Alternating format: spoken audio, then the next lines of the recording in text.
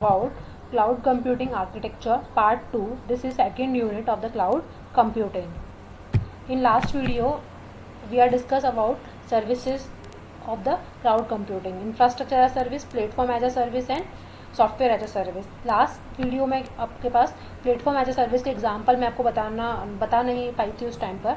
तो platform as a service में क्या होगा कि आपको एक प्लेटफॉर्म मिलेगा. कहने का मतलब ये है कि आप सॉफ्टवेयर एज ए सर्विस में क्या कर रहे थे, आप फूड ऑर्डर कर रहे थे. ठीक है, एक एग्जाम्पल जब मैंने लिया था, आप उसमें फूड ऑर्डर कर रहे थे. जबकि प्लेटफॉर्म एज ए सर्विस में आप क्या करेंगे, आप ऑर्डर नहीं करेंगे बल्कि आप क्या करेंगे, वहीं पर बैठ के, यानी कि किसी आप रेस्टोरेंट में जाके, रेस्टोरेंट में बैठ के ही आप क्या करेंगे, अपना जो भी आपने फूड ऑर्डर किया है उसको आप वहाँ पर बैठ कर ही आप उसको क्या करेंगे, खाएंगे. ठीक है, this is example of platform as a service. Now we are discuss about the cloud programming and software. तो there are 5 main programming model are there. First is features of cloud programming model. Second is parallel and distributed programming paradigms, MapReduce, Hadoop and Google App Engine. One by one we discuss about all. First we are discuss about features of cloud computing programming model. So features, first feature is high availability performance, defect detection, fault tolerance, scalability, cost effective model. First is high availability of performance. तो इसके अंदर क्या होना चाहिए कि performance जो है वो आपकी बहुत फास्ट होनी चाहिए, बहुत हाई होनी चाहिए. आप इजीली क्या कर सको, बहुत ही फास्ट और रिलायबल तरीके से आपकी सर्विसेज को, आपके डेटा को आप इजीली क्या कर सको, क्लाउड से एक्सेस कर सको. Next is defect detection. कोई भी डिफेक्ट आया, सपोज करो down time goes to down, तो आप क्या करोगे, वहाँ पर उस डिफेक्ट को क्लाउड के प्रोवाइडर्स को बताओगे और वो क्या करेंगे, जल्दी से जल्दी उस प्रॉब्लम को क्या करेंगे, सॉर्ट आउट करेंगे. फॉल्ट टॉलरेंस होना चाहिए. If fault is occur in a one system और in a one services, then another services can going easily without any interrupted. दूसरी सर्विसेज जो हैं वो लगातार चलनी चाहिए बिना किसी इंटरप्ट के. Scalability is the main features of the cloud computing. Next is cloud efficient model. Cost क्या होनी चाहिए, आपकी बहुत कम होनी चाहिए. Next is parallel and distributed programming paradigms. First is parallel processing. Second is distributed computing or distributed processing.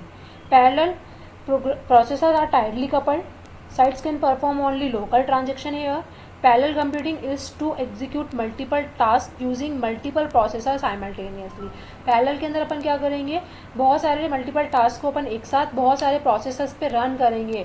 But parallel के अंदर आप क्या देखेंगे, जो मेमोरी है वो क्या होगी, आपकी कॉमन मेमोरी होगी फॉर ऑल द प्रोसेसर्स. हर किसी प्रोसेसर के पास में क्या होगी, अपनी एक मेमोरी नहीं होगी, एक शेयर्ड मेमोरी होगी, कॉमन मेमोरी होगी. सब कोई क्या करेगा, उसी मेमोरी को यूज़ करेगा. इसलिए जो पैरेलल प्रोसेसिंग है उसका कॉस्ट क्या होगा, कम होगा. Second is distributed. Processor are loosely coupled. Site can perform both local and global transaction here. While in this distributed computing, multiple computers are interconnected by a network to communicate and collaborate in the other to achieve a common goal. क्या मतलब है इसका, यहाँ पर बहुत सारे processors हैं, बहुत सारी मेमोरी है, आपस में भी कनेक्टेड है, और जो दूसरे कंप्यूटर हैं या दूसरे जो आपके प्रोसेसर मेमोरी उनके साथ भी कम्युनिकेट है. बट डिस्ट्रीब्यूटेड के अंदर एक मेन गोल क्या है, हर कोई एक कॉम्प्लेक्स टास्क को छोटे छोटे पार्ट में डिवाइड करेगा और एट लास्ट सब आपस में कंबाइंड होकर एक क्या करेंगे, एक रिजल्ट आपको देंगे, एक कंबाइंड रिजल्ट आपको देंगे, जो क्या होगा, आपके लिए बहुत बेनिफिशियल होगा. मेनली ये काम में आता है आपके मैप रिड्यूस के अंदर. Next is topic is map reduce. Cloud computing is design to provide on demand resources और services over the internet. But obvious बात है, ऑन डिमांड आजकल सब काम हो रहा है. जब आपको डिमांड होगा तभी आप क्या करोगे, इंटरनेट के थ्रू आप अपनी सर्विस को एक्सेस करोगे. Usually at the scale with the reliability level of data centres. MapReduce is a programming model design for processing large volume of data in parallel by dividing the work into set of independent task. इसके अंदर अपन क्या करेंगे, mainly अपन जो large volume of data है, जो अपना big data है, अपन उस पर काम करेंगे. उस बिग डेटा को अपन छोटे छोटे पार्ट में डिवाइड करेंगे पैरेलली, और अपन क्या करेंगे, इंडिपेंडेंटली हर टास्क को, हर एक टास्क ट्रैकर को क्या करेंगे, दे देंगे, जिससे वो टास्क ट्रैकर क्या करेगा, उस काम को कंप्लीट करेगा इंडिपेंडेंटली. देखिए जैसे यहाँ पे अपन देख सकते हैं, हेयर एक इनपुट है, यहाँ पर ये एक मैप फंक्शन है जो क्या करेगा, मैप टास्क यहाँ पर लिखा हुआ है, ये एक मैप फंक्शन है जो मैपिंग करने का काम आएगा. This is reduce task. यहाँ पर क्या रिड्यूस फंक्शन लगा हुआ है, जो इस मैप के बाद जो आपका इनपुट आएगा उसको क्या करेगा, रिड्यूस करवाएगा और लास्ट में क्या देगा, आपको एक आउटपुट देगा। तो इस तरीके से क्या होगा, आपका पूरा काम होगा। इनपुट सबसे पहले इनपुट होगा, इनपुट मीन्स बिग डेटा होगा, बहुत क्रिटिकल डेटा होगा। उसका आप उसको मैपिंग करोगे, मैप करके रिड्यूस करोगे और फाइनली क्या करोगे, आप उसको आउटपुट में दोगे। कहने का मतलब आपको इनपुट एक लिस्ट में मिलेगा और एक आउटपुट भी आप किस में दोगे, उसको लिस्ट में ही रिवर्ट करोगे। यहाँ पर बहुत सारे कंपोनेंट हैं मैप रिड्यूस के अंदर। किस तरीके से मैप रिड्यूस काम करता है, मेनली यहाँ पर दो चीज़ें हैं, एक है मास्टर नोड और एक है स्लैब नोड। मास्टर नोड पूरे सिस्टम के अंदर एक ही होगा और स्लैब नोड बहुत सारे हो सकते हैं। With the help of example I can easily give the solution of this master node और slave node. Master for example, master कौन है, एक अपन अपने कॉलेज की बात करते हैं, कॉलेज के अंदर अपन मास्टर की बात करते हैं, अपन बात करते हैं अपने हेड ऑफ डिपार्टमेंट की, मैं यदि बात करती हूँ, फिर हेड ऑफ डिपार्टमेंट छोड़ो, अपने कॉलेज के हेड की बात करती हूँ, पूरे चेयरमैन जो है वो कौन है, आपके अनुराग सर है, मैं उनकी बात यहाँ पे कर रही हूँ, वो कौन हो गए, आपके यहाँ पर मास्टर हो गए। अब मैं स्लैब की बात करती हूँ, स्लैब कौन हो गए, slave are the whole head of the department, whole head of the department. कहने का मतलब ईसी, ईई, सीएस, मैकेनिकल और ये, तो अपने पास 4 या 5 अपने जो भी अपने हेड हैं वो यहाँ पर हो जाएंगे, और भी यदि डिपार्टमेंट्स होंगे तो उनके भी हेड होंगे इस तरीके से। तो मास्टर अपने पास एक होगा, स्लैब क्या हो सकते हैं, अपने पास बहुत सारे हो सकते हैं। आफ्टर दैट जॉब ट्रैकर है। जॉब ट्रैकर कौन है, जो हेड ऑफ डिपार्टमेंट जो है उनके अंडर में जो फैकल्टी काम कर रही है वो कौन है, जॉब ट्रैकर है। और टास्क ट्रैकर कौन है, जो स्टूडेंट्स फैकल्टी के अंडर में काम कर रहे हैं, they are the task tracker.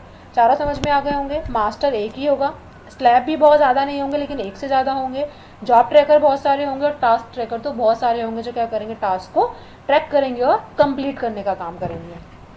First is name node, note that manage the Hadoop distributed file system, this is FDFS। Map reduce के अंदर एक अलग फाइल सिस्टम काम करता है जिसको अपन क्या बोलते हैं, Hadoop distributed file system.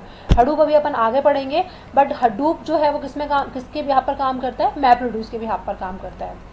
Data node, node where data is presented in advance before any processing take place. कोई भी प्रोसेसिंग आपने नहीं करी है उससे पहले डेटा नोड के पास में क्या होगा, डेटा होगा और उस पर कोई भी प्रोसेसिंग अभी स्टार्ट नहीं की गई है। Master node, node where job tracker runs and which accept the job request from the client. Master क्या करेगा, जो आपकी जॉब है उसको दे देगा, स्लैब्स को दे देगा, स्लैब्स क्या करेंगे, जॉब ट्रैकर को देंगे, जॉब ट्रैकर उसको रन करेंगे। उसके बाद जो भी जॉब होगा वो कहाँ पर पहुंचेगा, जो क्लाइंट काम कंप्लीट करेंगे उसके बाद किसको देंगे, वो स्लैब को देंगे और स्लैब किसको देगा, मास्टर को देगा। ऐसा नहीं होगा कि मास्टर जाके पूछेगा कि भाई इतना काम हुआ, कितना काम हुआ, कितना हुआ, ऐसा नहीं होगा। तो स्लैब क्या करेगा, जाके बताएंगे मास्टर को कि इतना काम हो चुका है, इतना काम अभी पेंडिंग है।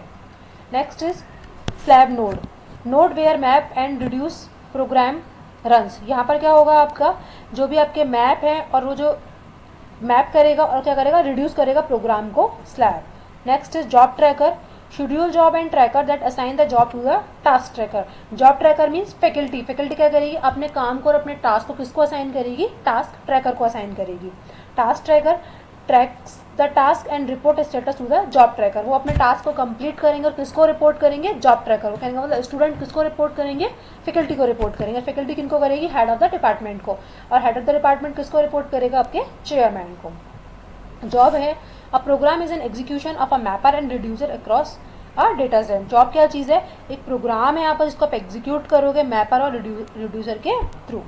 Task is an execution of mapper और reducer on a slice of data. Task क्या चीज़ है, स्लाइस ऑफ डेटा है, बिग डेटा के अंदर से स्लाइस ऑफ डेटा यानी कि स्मॉल अमाउंट ऑफ डेटा है जिसपे आप क्या करोगे, वर्क करोगे। यहाँ पर एक एग्जांपल से मैं तुम्हें क्लियर कर देती हूँ किस तरीके से मैप रिड्यूस काम करता है। मेनली यहाँ पर 6 स्टेप्स के अंदर मैप रिड्यूस कंप्लीट किया जाता है। First is input, this is a list of data means big data. उसके बाद अपन क्या करेंगे, उसको स्प्लिट करेंगे, then map, then shuffling, then reducing और then final result.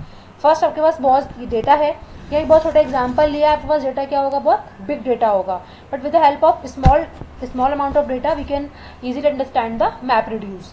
First deer, bear, river, car, river, deer, car and river. K is the key and B is the value. ये पर यहाँ पर क्या है, बहुत सारे कीज और बहुत सारे वैल्यूज के अंदर अपन क्या करेंगे, स्प्लिटिंग करेंगे। सबसे पहले अपन ने जो फर्स्ट रो है डियर, बियर और रिवर, उसको अपन ने स्प्लिट किया। Then second car, river. Then third deer, car and bear, इसको अपन ने क्या किया, की और वैल्यू दोनों के साथ में क्या कर दिया, स्प्लिट कर दिया। क्या नाम दिया, K1 और V1 नाम दिया। नेक्स्ट अपन मैपिंग कर रहे हैं, तो अपन ने क्या किया, डियर को अपन ने 1 से मैप किया। फर्स्ट जो है आपका डियर बियर रिवर, इसको अपन ने 1 1 1 से मैप किया। नेक्स्ट कार रिवर को अपन ने 1 1 मैप 1 से मैप किया। डियर कार और वियर को अपन ने 1 1 मैप से किया। अब ये कंफ्यूज मत होना कि 1 1 1 दे रहे हैं तो अपन आइडेंटिफाई कैसे करेंगे, because each and every user can complete independently the task. Next है सफलिंग K2 एंड लिस्ट B2। तो लिस्ट अपन ने कौन सी वाली में से ले रहे हैं, अपन B2 में से ले रहे हैं, और अपन की भी कौन सा ले रहे हैं, K2 वाला ही ले रहे हैं। फर्स्ट अपन ने बियर को लिया इसके अंदर से, बियर 1 1 1 लिखा, ठीक है। नेक्स्ट अपन ने ऊपर की लिस्ट में से क्या लिया, सेकंड लिस्ट में से कार लिया, तो 1 1 1 लिखा, बिकॉज कार यहाँ पर 2 बार है। फिर अपन ने क्या लिखा, बियर 2 बार, सॉरी बियर के आगे 2 क्यों लिखा, क्योंकि बियर पूरे के अंदर सिर्फ 2 बार है, तो उसको 1 1 से मैप किया। कार पूरे के अंदर 3 बार है, 2 बार तो सेकंड वाले में और 1 बार थर्ड वाले में है। डियर सिर्फ 2 बार है, एक फर्स्ट वाले में और एक थर्ड वाले में है। और रिवर भी सिर्फ 2 बार है, एक बार फर्स्ट वाले में और एक सेकंड वाले में है। तो इस तरीके से अपन ने क्या किया, इसको 1 1 से इनको मैप किया। रिड्यूस कैसे करा, 2 बार 1 लिखा हुआ था, इसको कितना लिख दिया, 2 लिख दिया। कार के अंदर 1 3 बार लिखा हुआ था, इसको अपन ने 3 कर दिया। डियर के अंदर 2 टाइम्स 1 था तो 2 लिख दिया। रिवर के अंदर 2 टाइम्स 1 था तो उसको 2 लिख दिया। फाइनल रिजल्ट के अंदर अपन ने इसको क्या किया, पूरा एक कंबाइन कर दिया, bear 2 car 3 deer 2 and river 2। तो अपन ने क्या कर दिया, पूरा जो आपका बिग डेटा था, जो किसी भी तरीके से एक अनऑर्गेनाइज्ड वे के अंदर जो पड़ा हुआ था, उसको अपन ने क्या किया, एक ऑर्गेनाइज्ड वे के अंदर अरेंज कर दिया। और ये क्या हो गया, आपका फाइनल रिजल्ट हो गया with the help of map reduce जो आपको मिला है। Next topic is Hadoop. Hadoop जैसे मैंने आपको बताया सेम मैप रिड्यूस में भी काम आता है, और बिग डेटा की प्रॉब्लम को सॉल्व करने के लिए किसको अपन काम में लेते हैं, आजकल हडूप को काम में लेते हैं।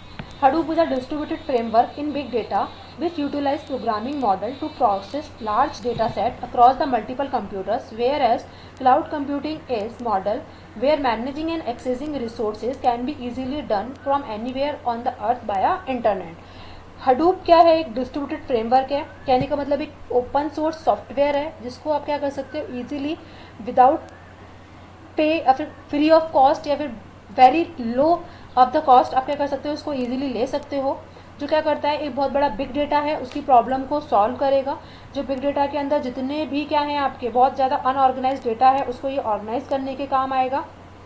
उसके बाद ये क्या करेगा, उसको ऑर्गेनाइज करेगा।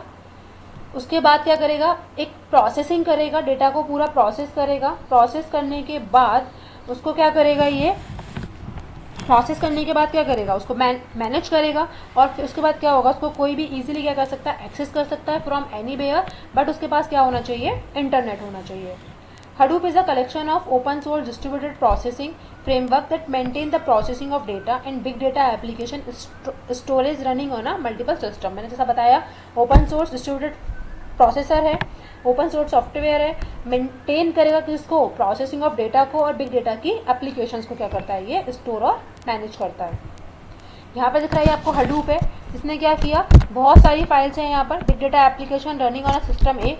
कुछ जो बिग डेटा की फाइल्स है सिस्टम ए पर रन हो रही है, कुछ बी पर रन हो रही है, कुछ सी पर रन होंगी। इस तरीके से क्या होगा, अलग अलग जगह पे आप क्या करोगे, बिग डेटा की स्मॉल स्मॉल पार्ट में डिवाइड करके उसको अलग अलग सिस्टम के ऊपर एग्जीक्यूट करोगे, और उसके बाद अपन क्या करेंगे, उसको रन करवाएंगे। Next topic is Google app engine.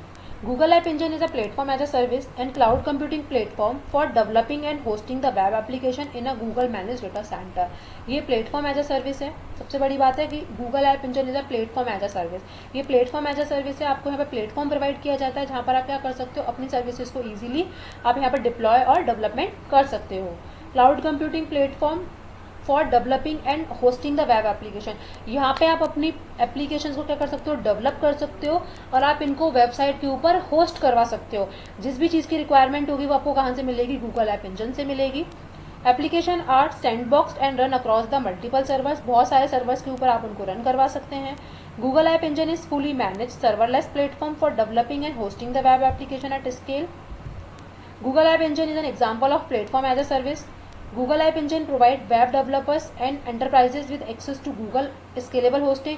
ये क्या करता है, Google App Engine प्रोवाइड करवाता है वेब डेवलपर्स को कि आप क्या कर सकते हैं, आप उसकी कहीं से भी आप एक्सेस कर सकते हैं जिस भी वेबसाइट को आपने इजीली होस्ट किया है।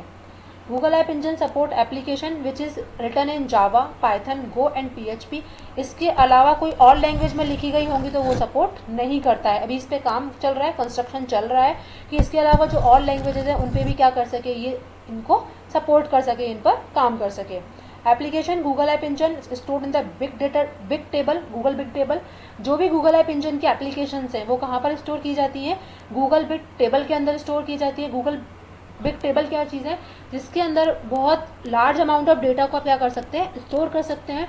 जो गूगल आपको दिखता है वो क्या है, केवल एक इंटरफेस है। वो सिर्फ क्या है, एक इंटरफेस, यानी कि एक फ्रंट एंड है। बैक एंड के पीछे कितना डेटा है, कितना डेटाबेस है, क्या क्या चीज़ें हैं, उन सब के बारे में आपको कुछ भी नॉलेज नहीं होती है। Application in a Google app engine use a Google query language. जैसे कि SQL एक डेटाबेस में काम आती है, वैसे ही गूगल ऐप इंजन के पास अपनी एक लैंग्वेज है, गूगल क्वेरी लैंग्वेज। वो क्या करता है, जो भी उसको काम करना होता है वो किस लैंग्वेज में करता है, गूगल क्वेरी लैंग्वेज में करता है। जो भी क्वेरी लिखनी होती है उसको वो गूगल क्वेरी लैंग्वेज के अंदर लिखता है। इस तरीके से गूगल ऐप इंजन क्या करता है, आपका काम करता है। Thank you.